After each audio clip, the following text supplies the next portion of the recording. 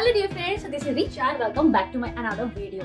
तो आज ब्लॉग नहीं बल्कि मैं आज के सेशन में आप लोगों के साथ में बद्रीनाथ धाम, क्योंकि बहुत ही ज्यादा पॉपुलर है, एक तीर्थ स्थल है जहाँ पे हम लोग जाते हैं अपने पाप दोष सब खत्म करने के लिए। तो मैंने सोचा कि क्यों ना मैं वहाँ के बारे में कुछ आप लोगों को बताऊँ, आखिर इतना ज्यादा फेमस क्यों है वो जगह बद्रीनाथ धाम।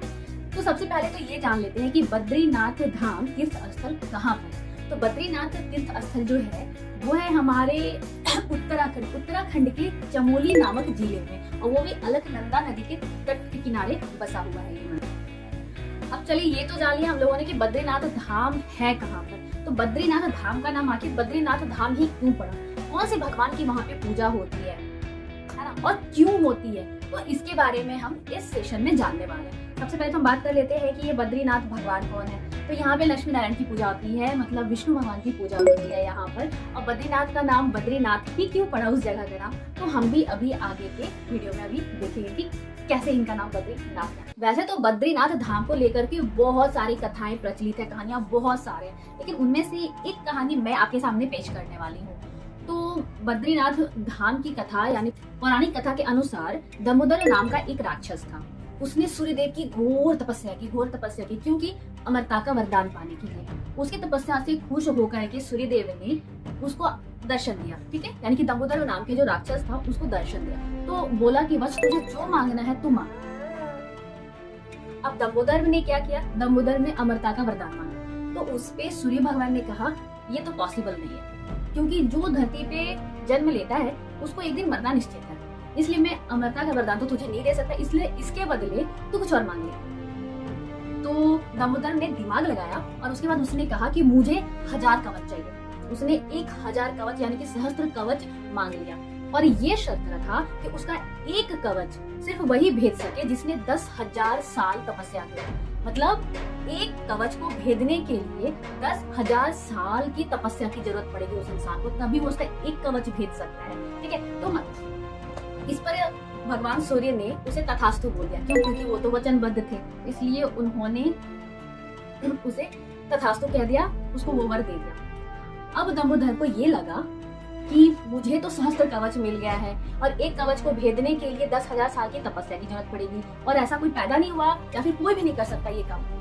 वो अपने आप को अमर समझने लगा और तीनों लोगों में उत्पात मचा रखा था, एकदम त्राहिमाम की स्थिति पैदा हो गई। अब क्या होगा, अब सभी लोग जितने देवगण थे सभी लोग भगवान विष्णु के पास गए। भगवान विष्णु मुझे बचा ले, भगवान विष्णु मुझे बचा ले, कोई तो उपाय करे जिससे इस राक्षस से हमें सुरक्षा मिल सके, इससे हम बच सके, इससे कोई तो उपाय करे। भगवान विष्णु उन सबको आश्वासन दिया भगवान विष्णु ने कि ठीक है आप लोग जाइए, मैं इसके बारे में कुछ सोचता हूँ कि मैं क्या कर सकता हूँ इस बारे में। सारे देवगण अपने अपने जगह पे चले गए। उसके बाद भगवान जो है ध्यान में लग गए, आत्म ध्यान में, कि भाई क्या करना है, आखिर क्या करूं मैं। तो उन्होंने अपनी दिव्य दृष्टि से उन्होंने देखा कि पृथ्वी लोक पे हिमालय के केदार खंड में एक ऐसी जगह है जहां पर एक दिन तपस्या करने का फल 10,000 साल के बराबर था। मतलब एक दिन अगर तपस्या कोई करेगा ना तो उसको 10,000 साल का उसको बेनिफिट मिलने वाला, उतना उसको फल मिलेगा। तो फटाक से विष्णु भगवान जो है केदार खंड गए, ठीक है। तो वहां गए तो उन्होंने देखा कि वहां तो पहले से शिव जी और पार्वती जी का निवास स्थल है, वहां पे वो लोग रह रहे थे, उनका घर था, पार्वती जी का और शिव भगवान। अब उनसे मांगे तो मांगे कैसे वो जगह कि अब मुझे दे दो, जरूरत है मुझे, नहीं मांग सकते थे। तो उन्होंने लीला रचाने की सोची। भाई विष्णु भगवान है, सभी को पता है विष्णु भगवान तो लीला करने में माहिर है। तो उन्होंने अपनी लीला रची। फटाक से उन्होंने छोटे शिशु का रूप धारण कर लिया, बच्चे का रूप धारण कर लिया, छोटे से बच्चे नन्हे से बालक का रूप उन्होंने धरा और खूब जोर जोर से रोना शुरू कर दिया। उन्होंने इतने जोर से रोने लगे कि पाताल, धरती, आकाश तीनों जगह उनके रोने की आवाज सुनाई देने लगी। इतना खतरनाक वो तेज रोने लगे।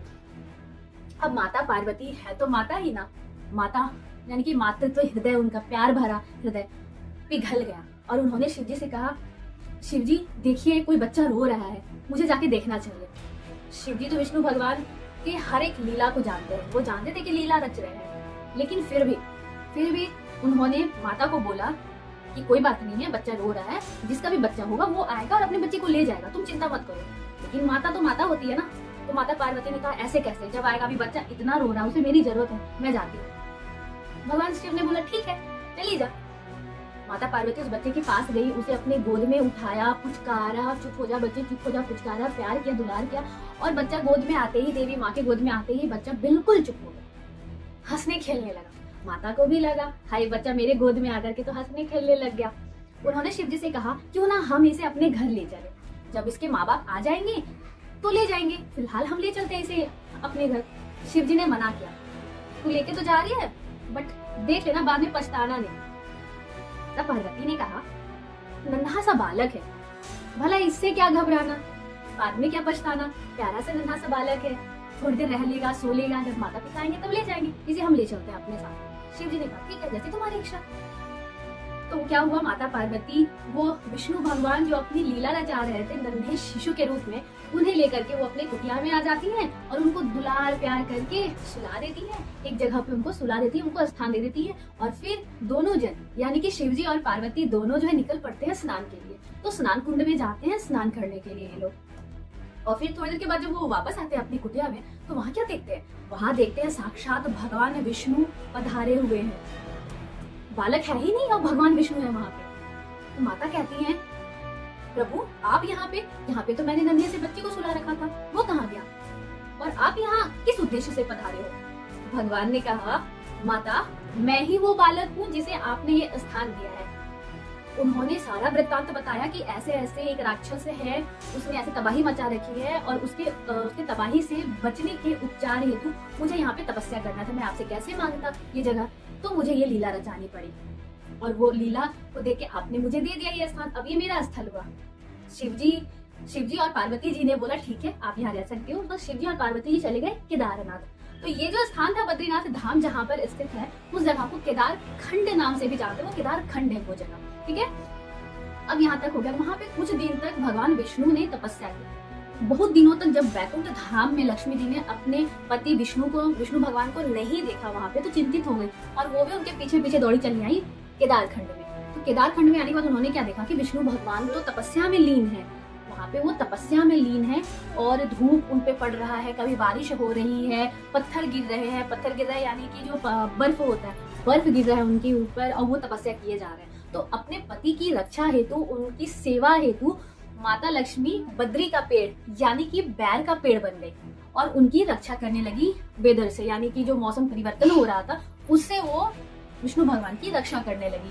और विष्णु भगवान का जब तपस्या से नींद खुला, जब उन्होंने अपनी तपस्या तोड़ी, तो उन्होंने माता लक्ष्मी को बैर के पेड़ के रूप में देखा। तो उन्होंने माता लक्ष्मी से कहा कि तुमने यहाँ पर बद्री के पेड़ के रूप में मेरी सेवा की है, इसलिए तुम इस जगह का नाम बद्री के नाथ यानी कि बद्रीनाथ धाम पड़ेगा। नाथ यानी कि नारायण, बद्री यानी कि बैर का पेड़। ये बैर का पेड़ कौन बनी थी, महालक्ष्मी जी पड़ी थी, इस वजह से उस जगह का नाम बद्रीनाथ धाम पड़ गया। तो अब आगे क्या हुआ, इन्होंने इतने दिन तो तपस्या कर लिया, ये तो बद्रीनाथ धाम कैसे पड़ा ये था। अब वो दम्बोदर नाम का जो राक्षस था उसको हराने के लिए सब कुछ हो रहा था, तो उसका क्या हुआ, तो हम उसके बारे में जान लेते हैं। तो धर्म नाम का एक तपस्वी था जो घोर तपस्या में लीन था, विष्णु भगवान की तपस्या में लीन था। तो उनके घर में 2 पुत्रों का जन्म हुआ, नर और नारायण, ठीक है, नर और नारायण 2 पुत्रों का जन्म हुआ। विष्णु भगवान ये 2 रूपों में, ऐसा बोला जाता है कहानियों में। और उसके बाद धर्म की रक्षा के लिए इन दोनों ने कुछ, जब ये लोग थोड़े बड़े हो गए तो धर्म की रक्षा के लिए ये लोग निकल पड़े उसी केदारखंड जगह जो था, केदारखंड जगह, वहीं पे गए और दोनों ही तपस्या करने लगे, एक इस सिरे पे और एक इस सिरे पे, दोनों भाई तपस्या करने लगे। और ये क्यों हो रहा था, ये तपस्या उसी राक्षस को मारने के लिए था। और उस केदारखंड में एक दिन तपस्या का फल था 10,000 साल। तो उस दम्बोदर राक्षस को हराने के लिए इन दोनों ने तपस्या करना शुरू किया।